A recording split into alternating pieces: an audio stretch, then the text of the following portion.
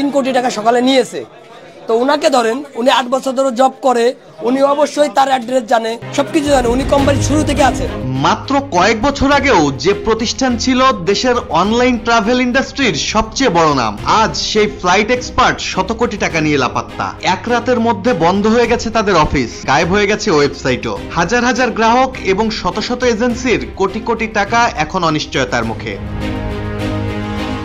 2017 সাল থেকে দেশের ট্রাভেল ইন্ডাস্ট্রিতে রাজত্ব করা এই প্রতিষ্ঠানটি হঠাৎ করেই উধাও হয়ে গেছে। শনিবার থেকে তাদের ওয়েবসাইট পুরোপুরি অচল, এমনকি তাদের অফিসিয়াল ফেসবুক পেজেও কোনো নতুন তথ্য নেই। সর্বশেষ পোস্টে দেখা যাচ্ছে তারা 2026 সালের হজ প্যাকেজের জন্য রেজিস্ট্রেশন শুরু করেছে, কিন্তু এই পোস্টের পরেই তাদের সমস্ত কার্যক্রম বন্ধ।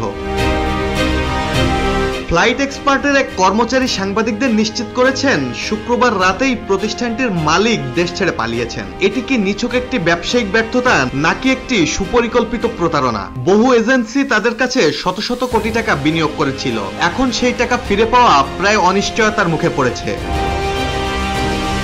যে প্রতিষ্ঠান সাশ্রয়ী মূল্যে টিকিট, হোটেল বুকিং এবং ভিসা প্রক্রিয়াকরণের মতো সেবা দিয়ে হাজার হাজার গ্রাহকের আস্থা অর্জন করেছিল, আজ সেই আস্থাকেই তারা মাটিতে মিশিয়ে দিয়েছে। দেশের অনলাইন ট্রাভেল ইতিহাসে এটি জঘন্যতম কেলেঙ্কারি, যার মাধ্যমে কোটি কোটি টাকা খুইয়ে সর্বশান্ত হলেন অনেকেই। ফ্লাইট এক্সপার্টের এমন প্রতারণার ঘটনায় জড়িতদের আইনের আওতায় আনার দাবি জানিয়েছেন ভুক্তভোগীরা। এর আগে 2021 সালে রাজধানীর মহাখালীর ডিওএইচএস এলাকার অনলাইন ট্রাভেল এজেন্সি 24ticket.com ও পিকে হালদারের হাল ট্রিপ, 2023 সালে গুলশান 2 এর কনকর্ড ভিলার ট্রিপকার্ট ট্রাভেল এবং গেল বছর উত্তরার ম্যাচ ট্রাভেল এজেন্সি গ্রাহকদের সর্বশান্ত করে কোটি কোটি টাকা নিয়ে লাপাত্তা হয়ে যায়। ডেস্ক রিপোর্ট, জয় জয়দীপ।